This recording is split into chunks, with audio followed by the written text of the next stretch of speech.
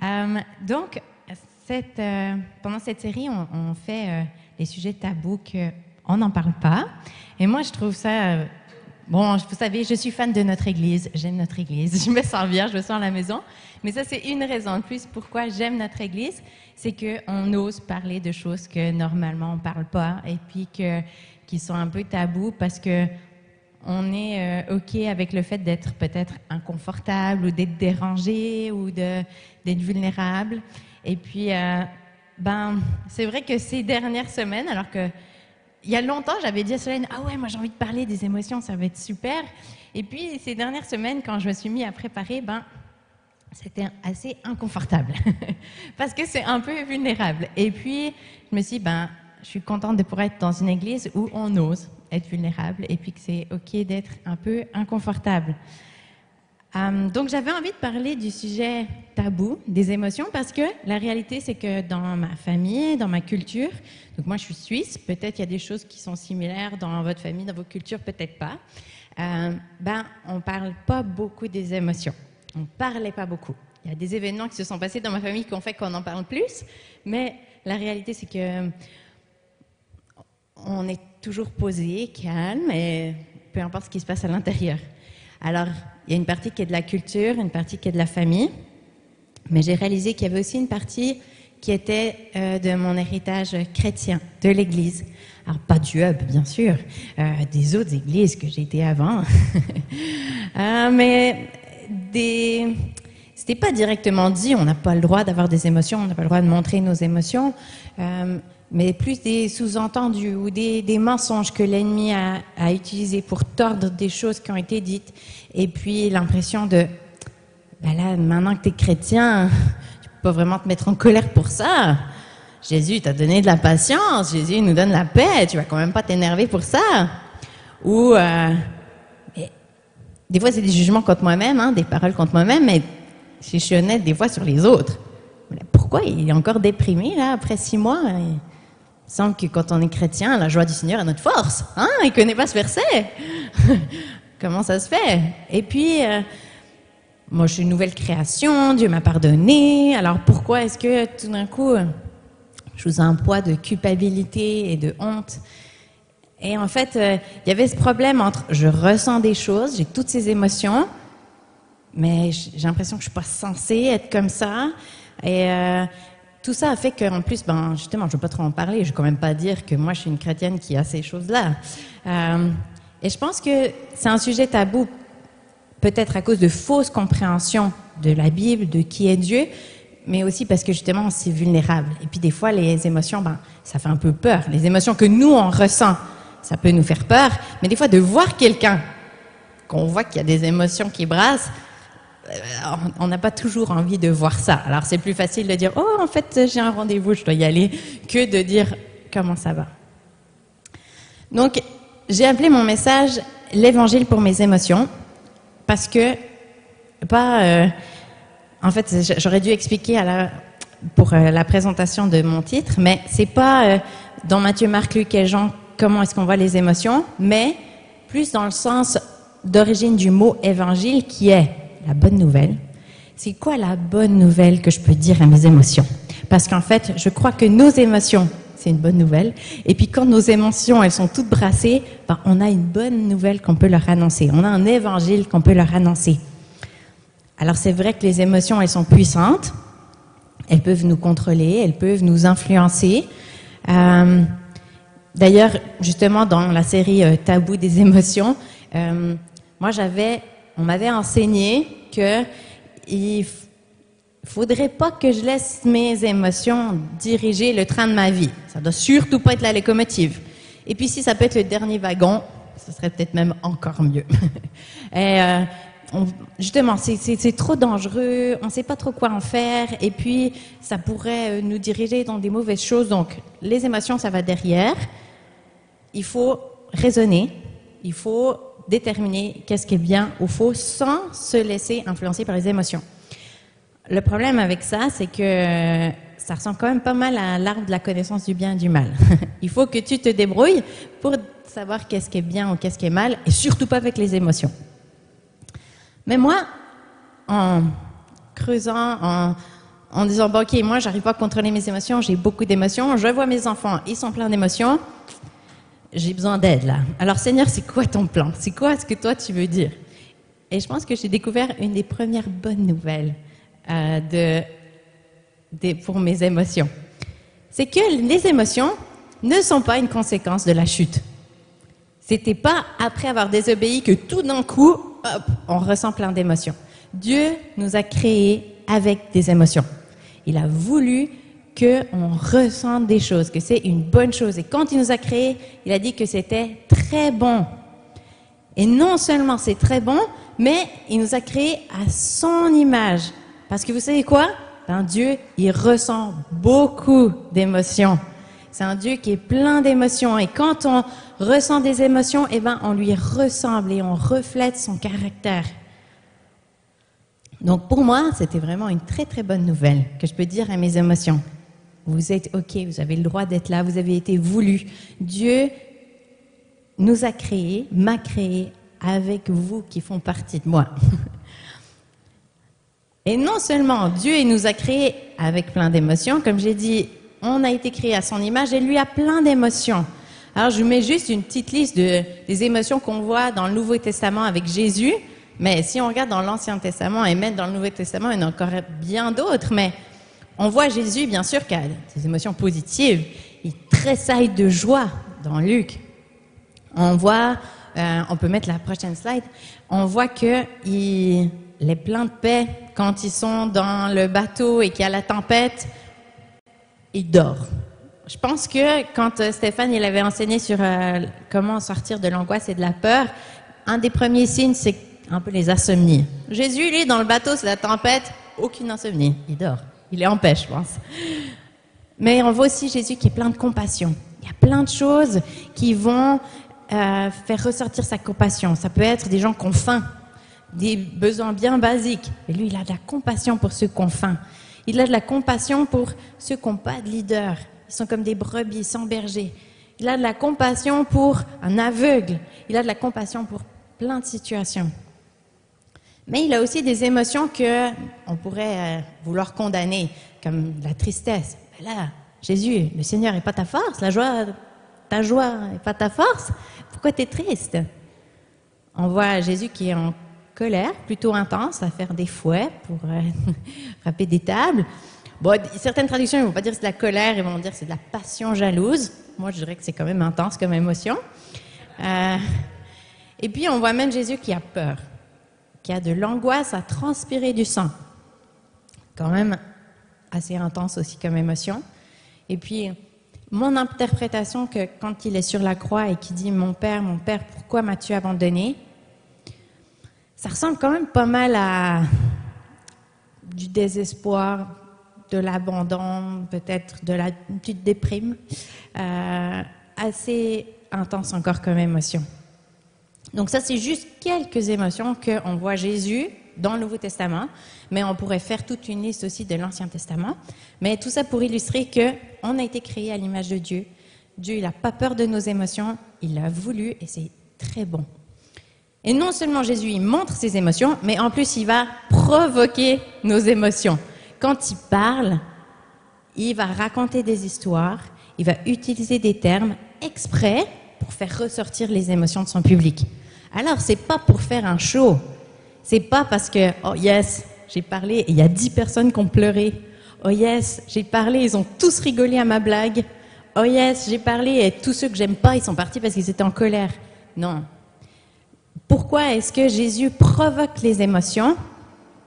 C'est pour faire ressortir ce qu'il y a vraiment dans le cœur. Donc, il va, par exemple, il va parler et puis ça va rendre les disciples tristes. Il va parler à la synagogue et les gens, ils vont être en colère. Parce que ça vient mettre à la lumière ce qu'il y a vraiment dans leur cœur, qui réalisent, oh, il y a quelque chose de mal que j'aime pas là. Et même, il va provoquer de la peur chez les disciples après qu'il ait calmé la tempête. Je veux dire, c'est qui celui que même la tempête, le vent écoute? Ça me fait peur de voir quelqu'un, c'est plus juste mon pote là avec qui je dors à côté et qui m'écoute ronfler. Là, c'est celui que quand il parle, la tempête, elle se calme. Mais Jésus, il est intentionnel de provoquer ces émotions, pas pour lui, pas pour le show, mais parce qu'il veut faire tomber les masques, il veut faire tomber toutes les bonnes impressions pour aller au cœur et pour dire « Hé, moi je suis là pour ton cœur. Ton cœur, il ne me fait pas peur. Tes blessures, tes doutes, tes questions, tes oppressions, ça ne me fait pas peur. Viens, on va les faire sortir, puis on va s'en parler, toi et moi. » J'aime beaucoup l'histoire des deux disciples qui sont sur la route d'Emmaüs. Ils marchent, Jésus, il remarque qu'ils sont tristes, et lui, il sait qu'ils n'ont aucune raison d'être tristes, parce qu'il est vivant. Alors, moi, je sais pas, j'aurais été derrière eux, puis j'aurais dit « Surprise, je suis là, je suis vivant, allez, on fait la fête, arrêtez de pleurer !» Mais non, en fait, Jésus, il fait pas ça. Jésus, il va vers eux, puis il leur dit « De quoi parlez-vous en marchant? Pourquoi avez-vous l'air triste ?» L'un d'eux, un dénommé Cléopas, lui répondit « Tu es le seul en séjour à Jérusalem qui ne sache pas ce qui est arrivé ces jours-ci, tu sors d'où ?» Puis Jésus dit « Quoi? Racontez-moi. » Et ils leur répondirent « Ce qui est arrivé à Jésus de Nazareth, qui était un prophète, puissant en actes, en paroles, devant Dieu, devant tout le peuple. Comment les chefs des prêtres et des magistrats l'ont fait arrêter pour qu'il soit condamné à mort et ils l'ont crucifié. Nous, on espérait que ce serait lui qui délivrait Israël. Mais avec tout ça, voilà, déjà le 3e jour que ces événements se sont produits. Ah, c'est vrai que quelques femmes de notre groupe nous ont beaucoup étonnés. Elles sont rendues au grand matin au tombeau et elles n'ont pas trouvé son corps. Elles sont venues dire que des anges leur ont apparu et ont annoncé qu'il était vivant. Quelques-uns des nôtres sont allés au tombeau, ils ont trouvé les choses comme les femmes l'avaient dit, mais lui, ils ne l'ont pas vu. Et là, on a Jésus qui écoute ça. Il écoute leur tristesse, il écoute leurs doutes, leurs déceptions. Là, on avait mis tellement d'espoir en lui, mais il est mort. Oui, il y a des anges qui sont apparus aux femmes, mais bon, est-ce qu'on peut faire confiance à ce qu'une femme, elle dit? On n'est pas sûr. Et puis, ok, bon, d'accord, c'était vrai, on allait vérifier, mais lui, on l'a toujours pas vu. Donc, il y a des doutes, il y a des questions, il y a de la tristesse. Je pense qu'il doit y avoir pas mal de colère. Il nous a fait croire pendant tout ce temps que c'était le Messie, et là, boum, il meurt et il disparaît. Comment il peut faire ça? Comment il peut jouer avec nos émotions en nous faisant croire que, puis après, plus. Si Jésus, il était juste arrivé en disant « Surprise, je suis là !» ils n'auraient pas pu gérer toutes ces émotions-là. Et ça, pour moi, c'est la deuxième bonne nouvelle, c'est que Dieu, il veut écouter notre cœur, il veut écouter nos émotions, il veut savoir ce qui nous dérange, nos déceptions, nos colères, nos frustrations, parce que ça lui fait pas peur. Lui, il connaît ça, il nous a créés comme ça. Il s'y intéresse, il se préoccupe. Notre cœur, il est précieux pour lui. Et puis, si, là, en l'occurrence, la raison pour laquelle il était triste, elle était fausse, puisqu'il était vivant. Il aurait pu leur dire, mais c'est pas vrai, je suis vivant, youhou, soyez pas tristes. Mais la réalité, c'est que dans leur vie, plus tard, il y a des moments où ils seront tristes, et ce sera vrai, pour une vraie raison. Et là, ils ont besoin de savoir que Jésus, il sera là pour écouter leur tristesse. Que Jésus, il sera là pour écouter leur cœur, pour écouter leurs déceptions, pour écouter leurs questions. Donc, c'est une leçon très, très importante que si juste il leur dit, ben là, dans la Bible, c'était écrit, pourtant, vous avez lu dans les prophètes que... Puis il va le faire après. Il va leur expliquer, il va leur montrer.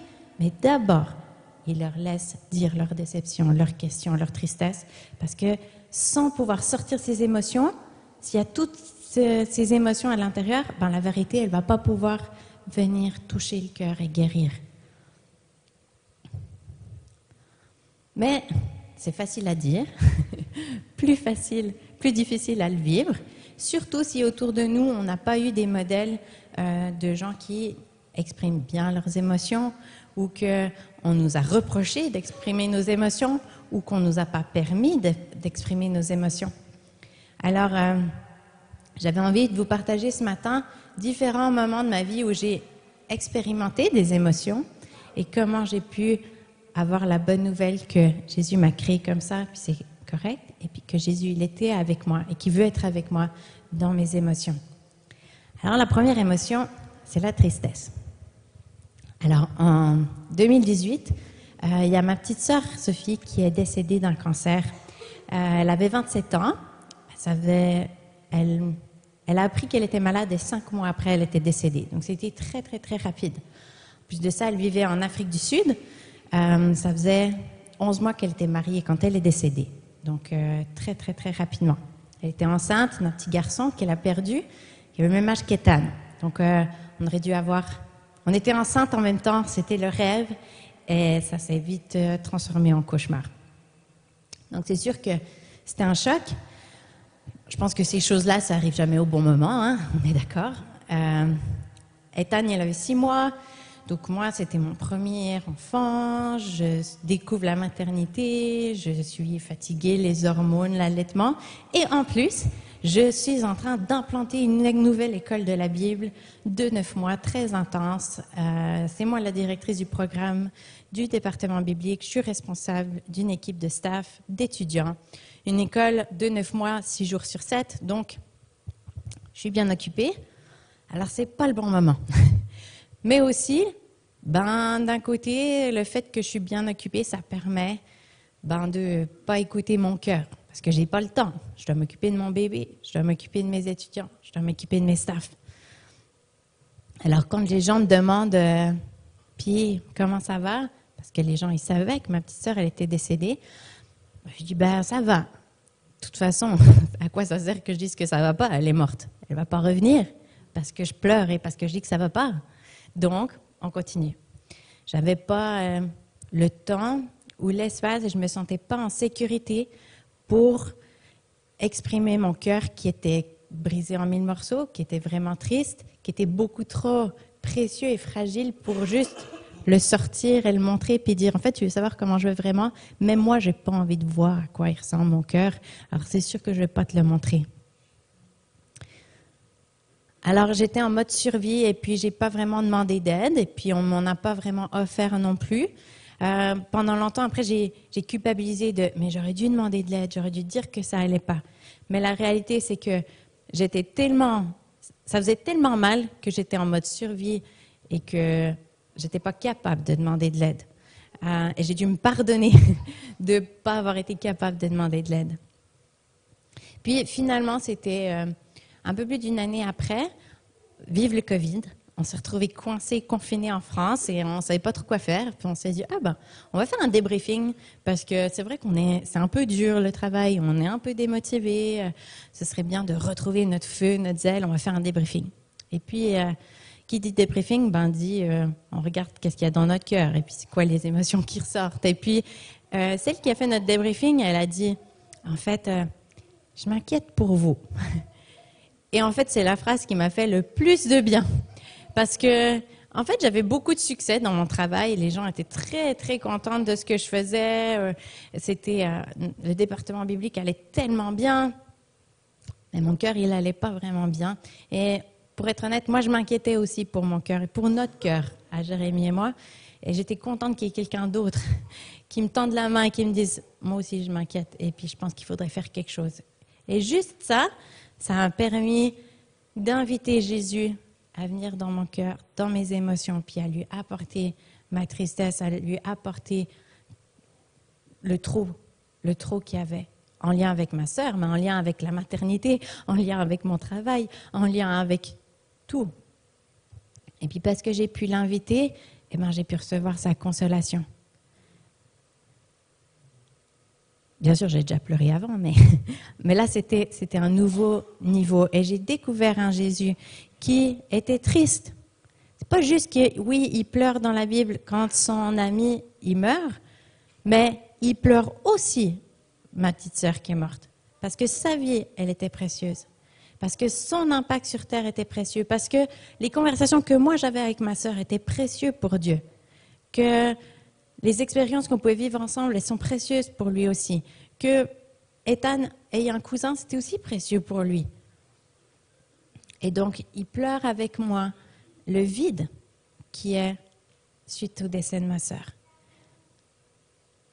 Et si je pleure pas, si je suis pas triste, en fait, c'est un peu comme de dire que la vie de ma sœur, elle n'avait pas de valeur. Quand je la pleure, je donne de la valeur à sa vie. Et Jésus, il est d'accord avec ça. Et pendant longtemps, j'ai mis en avant le fait d'être fort et d'être tough et de tenir et de oh, Sandrine, mais c'est incroyable, ta sœur, elle est décédée, mais tu arrives encore à diriger une école et tu arrives encore à t'occuper de ton bébé et puis tu vas bien et puis... Non, en fait, je vais pas bien. Mais j'ai payé après coup. Et maintenant, je suis plus correcte d'être faible. C'est correct d'être faible. Parce que quand on est faible, ben, Jésus, il est fort et puis il nous soutient. Alors, c'était bon de pouvoir vivre ça avec Jésus. Maintenant, je vais parler de mes angoisses. On est dans le sujet très joyeux. Hein. Pendant longtemps, je ne comprenais pas tellement dans la Bible quand Jésus disait qu'il connaissait les douleurs de l'enfantement. J'avais des gros doutes. Et puis, j'étais proche d'accoucher de Benaya. Je ne savais pas que c'était Benaya. Et j'ai eu des grosses angoisses, gros stress. Il faut savoir que mes 2 premiers accouchements ont été très traumatisants. Donc, il y avait quand même un peu de peur qui revenait. Mais, en fait, on est fort. On peut se parler, dire quand même, Sandrine, t'es bête d'avoir peur.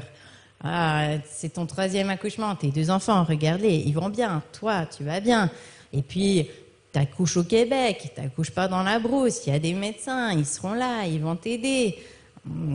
Dieu, il t'a créé pour ça, ton corps est fait pour ça. Ah, on se fait tout plein de dialogues, mais l'angoisse, elle est quand même là. Et puis, on prie, Jésus, t'es plus fort, et puis l'angoisse, elle est quand même là. Mais même si l'angoisse, elle est là, ben, Jésus aussi, il est là. Je dis, okay, Jésus, est-ce qu'on peut marcher sur la route d'Emmaüs et puis je vais te dire, oui, je sais que mon corps, il est censé pouvoir faire ça, mais j'ai quand même peur. Et puis là, Jésus, il m'a raconté son expérience dans le jardin de Gethsémani, quand lui, il a été angoissé. Il savait qu'il était là pour ça, qu'il avait été envoyé sur terre pour ça, qu'il était capable de faire ça, que c'était son père qui était bon, la meilleure personne au monde qui lui avait demandé de faire ça pour une bonne raison. Et que, oui, mais dans 3 jours, il allait être ressuscité. Dans quelques jours, j'aurai mon bébé dans mes bras. N'empêche qu'il a quand même dit, si c'est possible, enlève cette coupe de moi, en transpirant du sang. Et là, je me suis dit, ok, bon, peut-être que tu as vécu les douleurs de l'accouchement, parce que peut-être que c'est ces douleurs-là qui sont plus douloureuses que d'avoir un bébé qui sort. Et là, ça m'a étonnamment de savoir que Jésus était angoissé, ça a enlevé une partie de mes angoisses.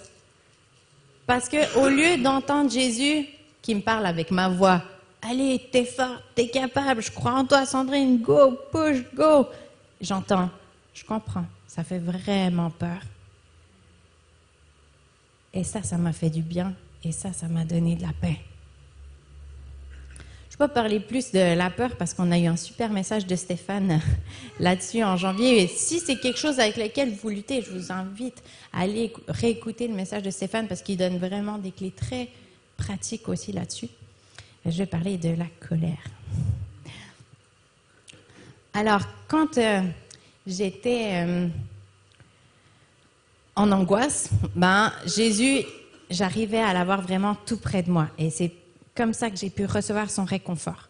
Mais quelques années avant, si je devais imaginer ma relation avec Dieu, quand je priais, que j'imagine à côté de moi, moi souvent j'ai besoin de le sentir, de le voir pour savoir que je parle à quelqu'un pour de vrai. C'est pas une idée. Et c'était comme si on est ensemble, on discute, mais il y a quand même une petite distance. 1 mètre de sécurité, une petite bulle. On peut parler, on peut se parler, mais pas trop proche. Je dis, avant, il me semble que j'étais plus proche de lui, que je pouvais m'asseoir sur ses genoux et puis partager avec lui. Mais là, il y a comme une distance. Comment ça se fait? Et puis, un peu dans cette même période, j'ai reçu un enseignement sur le pardon, similaire à ce que Solène, elle avait partagé aussi en janvier. Et puis, la personne avait dit, peut-être, vous devez pardonner quelqu'un qui vous a fait du mal, peut-être vous devez vous pardonner vous-même, ou peut-être vous devez pardonner à Dieu. Je dis, mais non, pas à Dieu. Dieu, il est parfait, il ne fait rien de faux. Je ne peux pas être en colère contre Dieu. Et au moment où je dis ça, qu'est-ce qui sort? En fait, oui, je suis en colère contre Dieu. En fait, je suis en colère contre Dieu. Et en fait, j'ai tellement voulu me rendre celle qui défend Dieu contre toutes les accusations de ceux qui disent des choses stupides comme Dieu, il a voulu que ma sœur, elle meure. J'ai tellement voulu le défendre que je ne me suis pas permise d'être en colère contre lui. Pourtant, j'étais en colère contre lui. Je savais que ce n'était pas lui qui avait tué ma sœur, qui l'avait rendue malade, mais il aurait pu la guérir parce qu'il est capable. Et puis, il ne l'a pas fait. Et puis, j'étais en colère. Puis, vous savez quoi? Dieu il m'a accueilli avec ma colère. Il n'a pas dit « Comment oses-tu? Tu sais que je suis bon.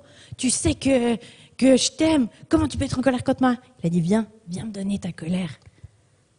Je sais que ça t'a fait mal. Et je comprends que tu es en colère. Donne-moi ta colère. » Et vous savez quoi? Juste de pouvoir être vrai avec lui, ça a fait qu'il n'y avait plus de distance. La confiance, elle était rétablie. Puis j'ai pu lui dire, OK, mais il y a une distance parce que j'ai besoin que tu renouvelles ma confiance en toi, que tu vas nous protéger et que tu guéris vraiment et que tu veux prendre soin de nous. Il ne m'a pas répondu à ma question, pourquoi il ne l'a pas guéri, mais en fait, je n'ai pas besoin de savoir ça. J'ai besoin juste de savoir qu'il est là, qu'il est bon, qu'il est digne de confiance. Mais pour ça, j'avais besoin de lui dire que j'étais en colère. Bon, OK, ça c'était avec Dieu, mais la réalité, c'est que des fois, je suis aussi en colère contre des humains. Des petits humains, ils savent vraiment bien faire sortir la colère en moi. Et j'ai beaucoup culpabilisé ces derniers temps à cause de ma colère. Allez, Sandrine, t'es mieux que ça. C'est toi l'adulte. C'est toi qui dois te maîtriser. On continue, que ce soit la tristesse, les angoisses. Les émotions, on les calme là. On se raisonne. Non, s'il vous plaît. Mais la réalité, c'est que j'étais en colère. Et en fait, je pense que pendant tellement longtemps, j'étais triste quand les gens, ils n'aimaient pas lire l'Ancien Testament parce que Dieu, il est trop en colère, il est tout le temps en train de tuer des gens, que j'ai un peu minimisé, voire oublié le fait que Dieu, il est en colère. Et si je suis créée à l'image de Dieu, c'est normal que je ressente de la colère aussi. Mais comment est-ce que la colère peut être une bonne émotion? Parce que vous avez sûrement vécu des expériences où la colère a fait beaucoup de mal. Alors comment est-ce que la colère peut être une bonne émotion? Et là, j'ai eu besoin de l'aide. J'ai eu besoin d'aller lire des livres sur la colère avec un point de vue chrétien dans la Bible. Et de réaliser pourquoi Dieu ressent de la colère. C'est parce que Dieu, c'est un Dieu qui est saint et qui déteste le mal. Quand il y a le mal qu'elle fait, ça le rend en colère. Parce que la colère, c'est une émotion forte, qu'il y a quelque chose de mal qui s'est passé. Mais aussi, pourquoi Dieu, il ressent de la colère? Parce que c'est un Dieu qui aime. Et quand on fait du mal à ceux qui l'aiment, ça le met en colère. Et donc, quand moi, je ressens de la colère, parce qu'il y a quelque chose de mal qui s'est fait, ça veut dire que j'ai des bonnes valeurs et qu'en effet, c'est pas bon que le mal soit fait. Et que j'aime les personnes à qui on fait du mal. Alors oui, c'est possible que la colère devienne un péché. C'est pour ça que dans Éphésiens 4, verset 26, il est dit « Si vous vous mettez en colère, ne péchez point, que le soleil ne se couche pas sur votre colère et ne donnez pas accès au diable. » Donc c'est sûr qu'il va falloir savoir gérer cette colère. Et comment, pas qu'elle explose, mais dire « Ok, il y a quelque chose de mal, peut-être qu'il y a vraiment quelque chose de mal qui s'est fait, alors il faudra que ce soit réparé, réconcilié, pardonné, guéri. » Ou peut-être que j'ai l'impression que c'est quelque chose de mal et que j'aurais besoin d'avoir la vérité pour voir que non, en fait, les intentions, elles n'étaient pas mauvaises. C'était pas l'image que je me suis fait, en fait, c'était pas vraiment ça. Mais n'empêche qu'il y a besoin qu'il y ait quelque chose qui soit restauré et qui soit guéri. Parce que sinon, si je laisse la colère grandir, c'est là que ça va se transformer en amertume, en haine, en violence et tout ça. Mais la colère, c'est pas une mauvaise chose. Et moi, ça m'a fait vraiment du bien de me rappeler de ça et de pouvoir aller vers Dieu en disant, toi aussi, Dieu, tu nous aimes trop pour juste laisser le mal qui se passe. Alors Seigneur, aide-moi à trouver des stratégies pour mettre des limites, mettre des barrières de sécurité pour que ça ne se produise plus. Mais la réalité, c'est que quand même, des fois, je pêche dans ma colère. Oui, je ne suis pas parfaite. Et j'arrive pas à me contrôler et puis je fais du mal. Parce qu'on m'a fait mal, je fais du mal. Et après, je culpabilise. Une autre belle émotion qu'on peut ressentir. Alors, la culpabilité, c'est quoi? En fait, quand j'ai regardé la définition, ce n'est pas une émotion, c'est un état réel. C'est l'état d'une personne qui est coupable. Et donc, mais c'est sûr qu'on peut avoir le sentiment d'être coupable sans être sûr si on est coupable ou pas. Mais le mot culpabilité veut dire être coupable. Et je crois que, là aussi, c'est une bonne émotion que Dieu il nous a donnée. Parce que si on n'a pas de culpabilité, on n'a pas besoin de Jésus, en fait. Parce que si on ne ressent pas qu'on a fait une faute et qu'on a besoin d'être sauvé, on a besoin d'être pardonné, on n'a pas besoin de Jésus, en fait. C'est grâce à la culpabilité qu'on peut avoir accès au salut et qu'on peut demander pardon et recevoir son pardon. Le problème de la culpabilité, c'est si c'est nous qui nous parlons et que c'est nous qui sommes le juge avec nos propres standards et non pas le Saint-Esprit. C'est parce que si c'est nous qui sommes notre propre juge, soit on va se dire, allez, on laisse passer cette fois, on va se trouver des excuses. Ah, mais quand même, c'est pas si grave. Il y en a qui font vraiment pire que moi. Bon, puis, de toute façon, j'avais quand même des bonnes intentions. Ok, c'était mal ce que j'ai fait, mais moi, c'est parce que je voulais protéger, parce que moi, je voulais faire le bien. Donc, bon, ça peut effacer. Et on se fait notre propre juge en s'excusant nous-mêmes. Ou bien, on se met un standard tellement haut que, on se dit non, mais là, on se disqualifie du pardon de Dieu. Non, mais là, Dieu, il ne peut pas me pardonner. Si tu savais ce que j'ai fait, si tu savais ce que j'ai dit, si tu savais ce que j'ai pensé, c'est pas la première fois, là. Et on se disqualifie du pardon de Dieu.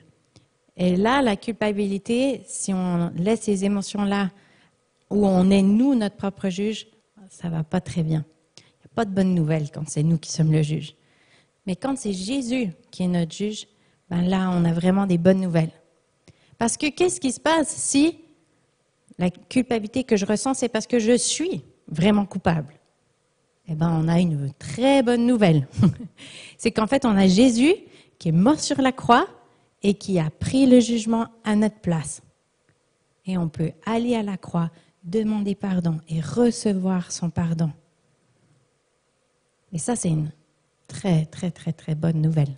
On n'a pas besoin de payer, on n'a pas besoin de se flageller, on n'a pas besoin d'attendre. Ok, oui, bon, d'accord, il me pardonne, mais pendant une semaine, je vais quand même jeûner, prier, me mettre à genoux, me flageller un petit peu avant de pouvoir recommencer. Non, à l'instant qu'on demande pardon, on est pardonné.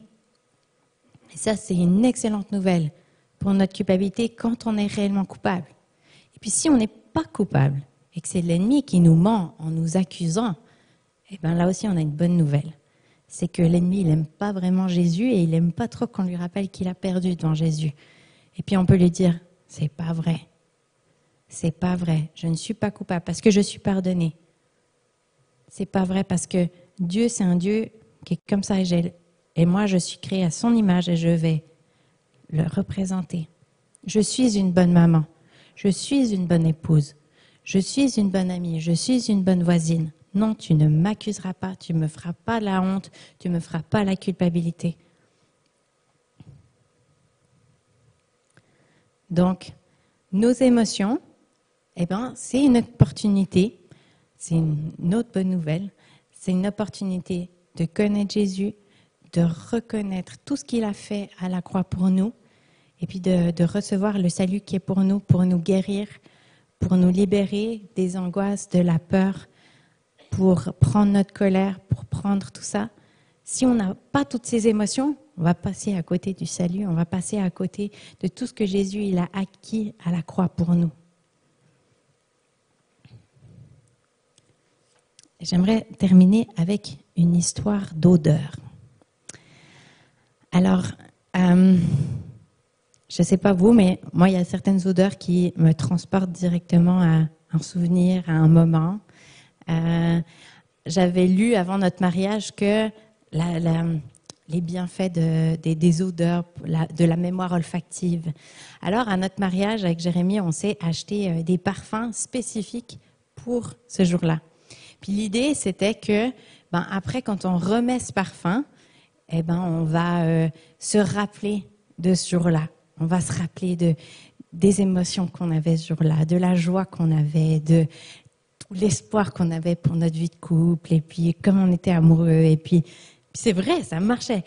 Pendant longtemps après, en fait, je pense que ça marcherait encore aujourd'hui si je n'avais pas choisi un parfum édition limitée. Bon, voilà, j'avais pas fait la réflexion jusqu'au bout, mais bon, c'est pas grave. On a trouvé un parfum qui ressemble suffisamment. Mais n'empêche que chaque fois que je remettais le parfum, je me revoyais dans ma robe avec l'excitation de ce début de la journée qui commençait et puis de cette belle journée. Après, on peut se créer des nouveaux souvenirs aussi, mais n'empêche que ce parfum, ça me rappelait ça. Là, je vais vous raconter une histoire de la Bible où il faudra qu'on imagine l'odeur.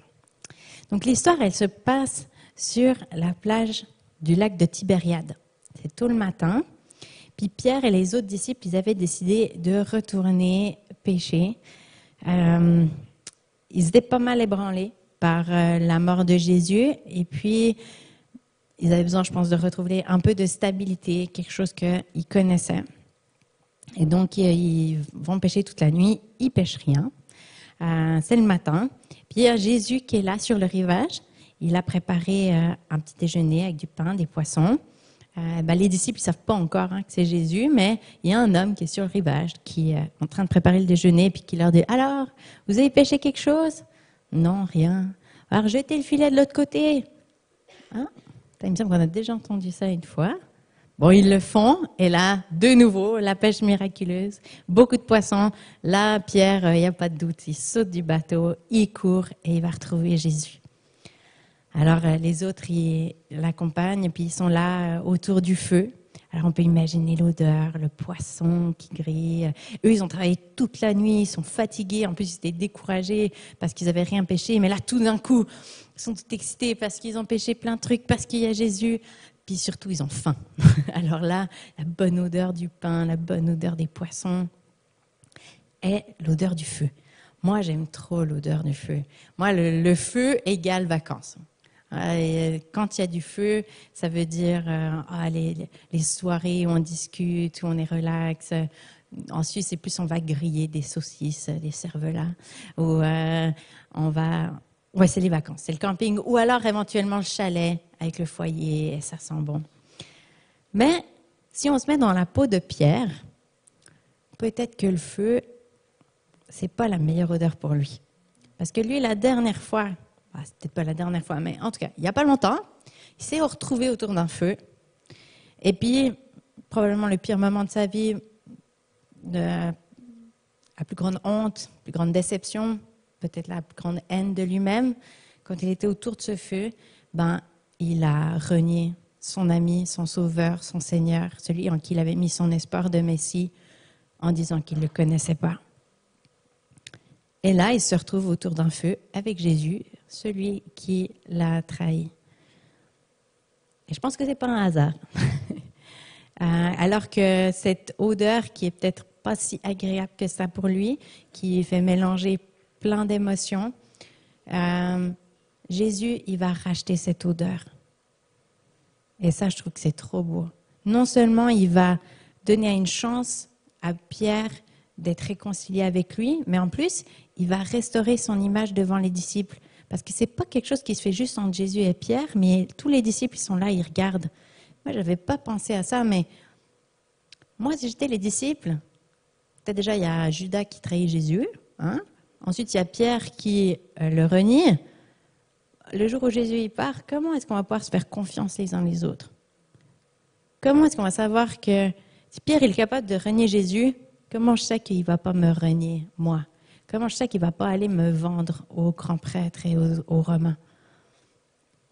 Mais là, Jésus, il permet à Pierre d'être restauré devant ses amis en lui demandant plusieurs fois, « Pierre, est-ce que tu m'aimes plus que ceux-ci? Probablement plus que les autres disciples. » Puis Pierre, il va dire, « Oui, Seigneur, tu sais que je t'aime. » Puis 3 fois, il va lui poser la question, « Est-ce que tu m'aimes plus que ceux-ci? » 3 fois, il va donner l'opportunité à Pierre de dire, « Oui, tu sais que je t'aime. » Puis je pense que ce n'est pas un hasard.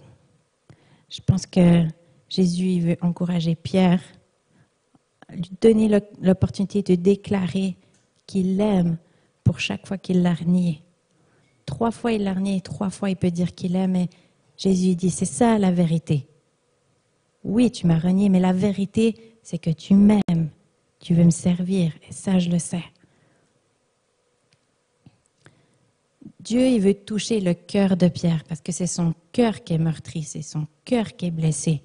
Jésus, il aurait pu s'asseoir et dire, je vais vous expliquer théologiquement comment ma mort sur la croix efface vos péchés, comme par exemple, si vous avez renié, ou si vous avez menti, ou si vous avez trahi, ma mort sur la croix, le sang qui a coulé, efface vos péchés. Non, en fait, Jésus il va toucher le cœur de Pierre en disant, je sais que tu m'aimes, et je veux que ce soit ça que tu te rappelles, que tu sais que je t'aime et que tu m'aimes. Alors maintenant, Pierre, il a quand même une responsabilité. La prochaine fois qu'il se retrouve autour d'un feu, quelle émotion est-ce qu'il va entretenir? Est-ce qu'il va se rappeler de son erreur, de son échec, quand il a renié Jésus, de la honte, de la haine qu'il avait envers lui-même, ou est-ce qu'il va entretenir le pardon, la réconciliation, l'amour que Jésus a pour lui et que lui a pour Jésus? Est-ce qu'il va se rappeler de ça, que lui, en fait, il aime Jésus et qu'il veut lui obéir et qu'il veut le servir? Quand je pense à ma sœur, je peux choisir. Est-ce que je veux entretenir la tristesse, le vide, ou est-ce que je veux entretenir le fait que Jésus il l'aime aussi et que Jésus il a de la valeur pour elle et qu'elle a de la valeur pour Jésus et puis qu'il me console et qu'il l'est avec moi?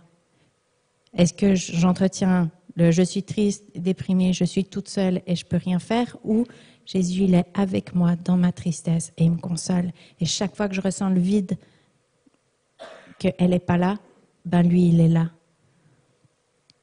Quand je repense à mes accouchements, quand je parle à d'autres mamans qui sont proches d'accoucher, quand je pense à mes enfants, j'ai le choix. Est-ce que j'entretiens le stress, la peur, l'angoisse, la colère que j'ai ressentie pendant mes accouchements traumatisants, ou est-ce que j'entretiens que Jésus, il était avec moi et qu'il a connu l'angoisse que j'ai connue? Quand je vis de la colère, est-ce que j'entretiens cette amertume et cette offense qu'on a fait envers moi, ou est-ce que j'invite l'amour et la sainteté de Dieu à venir avec moi? Quand je suis sous la culpabilité, la honte, est-ce que j'entretiens cette culpabilité en essayant de me défendre ou en m'apitoyant, ou est-ce que j'invite le pardon de Jésus, sa justice? Et ça, c'est une autre bonne nouvelle. Jésus, il peut restaurer nos émotions et il peut guérir notre cœur. Et puis, l'Évangile, c'est ça. La bonne nouvelle de l'Évangile, Jésus qui est mort sur la croix pour nos émotions, pour nous tout entiers, corps, âme, esprit. Il y a quelques semaines, Désiré nous a parlé de la puissance de l'Évangile contre les oppressions de l'ennemi, les oppressions spirituelles. Dans quelques semaines, Solène, elle va nous parler des sujets tabous du corps. Et puis là, pour notre âme aussi, l'évangile de la croix. Jésus qui est là pour nous sauver, qui nous sauve de notre péché, qui nous guérit nos cœurs, nos meurtrissures, nos traumatismes. Non seulement il nous guérit physiquement, mais il nous guérit aussi émotionnellement. Puis c'est l'évangile de la bonne nouvelle que Jésus il nous délivre de toutes les oppressions de l'ennemi et toutes les oppressions démoniaques. Mais je crois aussi que la bonne nouvelle, c'est que Jésus, il a voulu qu'on soit son corps. Et que oui, Jésus, c'est lui qui, par sa mort à la croix, nous donne accès au pardon, à la guérison, à la liberté. Mais il a choisi de le faire à travers son corps aussi. Et moi, dans toutes mes émotions, c'est Jésus qui m'a rencontré, mais la réalité, c'est que souvent, il m'a rencontré à travers des personnes. Il m'a rencontré à travers cette thérapeute qui a fait mon débriefing et qui m'a dit « Je m'inquiète pour toi ». Il m'a rencontré des fois en cœur à cœur, mais aussi à travers un enseignement que j'ai entendu sur le pardon par quelqu'un qui a enseigné. Pour la colère, il m'a enseigné à travers un livre que j'ai lu d'un thérapeute chrétien. Et il m'a aussi guéri à travers toutes les mamans qui m'ont fait des câlins après avoir accouché. Il m'a guéri à travers toutes les personnes qui m'ont écouté, qui m'ont partagé leur histoire, qui m'ont dit « Je comprends, ça fait mal. Je comprends, ça fait peur. Je comprends, c'est triste. » Et je crois que Jésus, c'est la bonne nouvelle et que nous, on est appelés à prêcher la bonne nouvelle pour les émotions des gens autour de nous, en étant ce que Jésus il est pour nous et en amenant la guérison, que seul lui va faire l'acte de guérison, mais nous, on peut être un instrument dans ses mains pour le faire. Alors, c'est une bonne nouvelle si vos émotions ont besoin de la touche de Jésus. C'est une bonne nouvelle si vous connaissez quelqu'un qui a besoin que ses émotions entendent la bonne nouvelle, parce que c'est pas juste, on explique théologiquement, mais on va être le corps, on va être l'épaule sur laquelle on peut pleurer, les bras qu'on peut serrer, et puis les oreilles qu'on peut écouter. Alors, je vais terminer en priant. Seigneur, merci. C'est tellement petit de dire merci pour ce que tu as fait à la croix, mais en même temps, c'est le seul mot qu'on peut dire, mais merci. Merci d'être mort à la croix pour enlever notre culpabilité, pour enlever notre tort, pour effacer notre tort, pour effacer notre péché, pour nous pardonner. Merci d'être mort à la croix pour nous guérir nos cœurs de tous les traumatismes qu'on a pu vivre, de toutes les personnes qui nous ont blessés, qui nous ont pas traités à notre juste valeur qui est tellement précieuse à tes yeux, que tu nous as créés à ton image. Merci parce que ta mort à la croix nous libère de tous les mensonges de l'ennemi qui veut nous oppresser. Et merci Jésus parce que tu nous as créés pour être en communauté, puis se soutenir les uns les autres. Alors Seigneur, je prie qu'on puisse demander de l'aide, même si c'est difficile, demander de l'aide pour recevoir la paix dans nos cœurs, pour recevoir la guérison dans nos cœurs, vers toi, vers les autres. Et Seigneur, je prie qu'on puisse aussi accompagner ceux qui souffrent vers toi et puis les aider à trouver cette guérison, cette paix pour leurs émotions. Et qu'on n'ait pas honte, qu'on n'ait pas peur, qu'on ne soit pas tabou avec ça, mais qu'on puisse être fier qu'on a été créé à ton image et que c'est une bonne chose. Alors Seigneur, merci pour ces bonnes nouvelles. Merci pour cette bonne nouvelle qui renouvelle notre joie, renouvelle notre paix dans tout ce qu'on traverse. Sois glorifié, Jésus. Amen.